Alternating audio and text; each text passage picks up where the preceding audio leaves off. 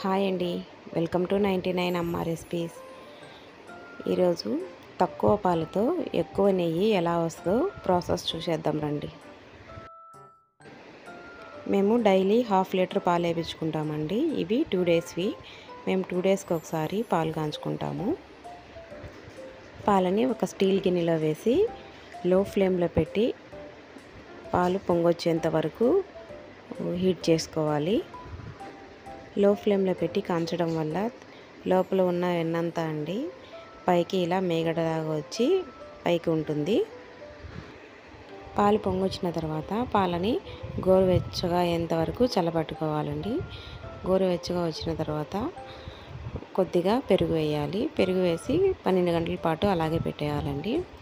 తర్వాత ఇలా పెరుగు అవుతుంది కదా, దాన్ని ఫ్రిడ్జ్లో పెట్టి ఒక 1/2 అవర్ పాటు అలా పెట్టి మళ్ళీ తీస్తే పైన ఉన్న వెన్న మొత్తము పైన మేగడ రూపంలో వచ్చేస్తుందండి. దానిని మనం అంతా రోజు తీసుకొని ఒక బౌల్లోకి వేసుకోవాలి. బౌల్లో వేసి ఫ్రిడ్జ్లో పెట్టుకోవాలండి. ఫ్రిడ్జ్లో పెట్టిన తర్వాత కొంచెం ఎక్కువైన తర్వాత ఒక నెలకి అలా చూడండి ఎంత అయిందో. దీన్ని మిక్సీ గిన్నెలో తీసుకోవాలండి. మిక్సీ గిన్నెలోకి తీసుకొని కొంచెం వాటర్ యాడ్ చేసుకోవాలండి. వాటర్ యాడ్ చేసి బాగా మిక్సీ కొట్టాలి. మిక్సీ కొట్టిన తర్వాత ఇలా పైకంతా వచ్చేస్తుందండి. దాన్ని కూడా ఒక పెద్ద గిన్నెలో వేసేసుకొని మొత్తం కొట్టేసుకోవాలండి. ఇలా మేగడంతా ఇది నెయ్యి అంతా పైకి తేలుతుంది కదా, ఈ నెయ్యిని తీసి ప్యాన్లో వేసుకోవాలి. కొంతమంది చాలా ప్రాసెస్ చెప్తారండి, అదంతా ఏమీ అవసరం లేదు. ఇలా చేసినా చూడండి ఎంత వెన్న వచ్చిందో. మిక్సీలో వేసి వాటర్ వేసి కొట్టేటప్పుడే కొంచెం చూసుకోవాలండి. బాగా పైకి ఇలా వెన్నంతా తేలిందాకా మిక్సీ కొట్టాలి వాటర్ యాడ్ చేసుకుంటూ. వెన్న చూడండి ఎంత ముద్దుగా ఉన్నదో.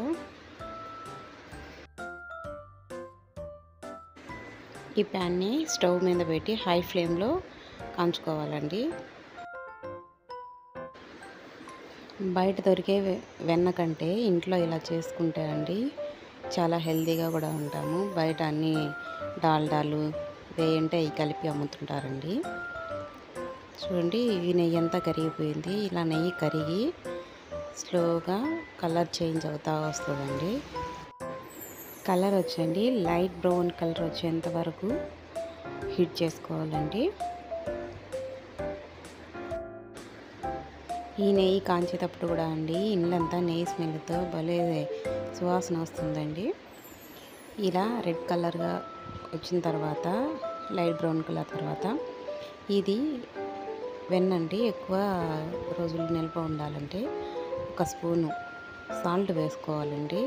కొంతమంది చాలా చెప్తూ ఉంటారు, బట్ మేము ఇది వాడుతున్నామండి, చాలా బాగుంటుంది. సాల్ట్ వేసి కొద్దిసేపు మరిగించాలండి. మరిగించేసి స్టవ్ ఆఫ్ చేయాలండి. స్టవ్ ఆఫ్ చేసి చల్లారిన తర్వాత మనము నెయ్యి చల్లారబెట్టండి. తర్వాత ఒక స్టీల్ బాక్స్లో కానీ ఏదో ఒక దాంట్లో ఇలా అంతా నెయ్యిని పై నెయ్యి అంతా ఒక బాక్స్లో పోసేసుకోవాలండి. లాస్ట్లో వస్తుంది కదా, దాన్ని మనం వడగట్టుకోవాలి. వడగట్టుకొని తర్వాత ఫ్రిడ్జ్లో పెట్టేసుకోవాలి. మీకు ఎలా కుదిరిందో కామెంట్ బాక్స్లో తెలియచేయండి. Thank you.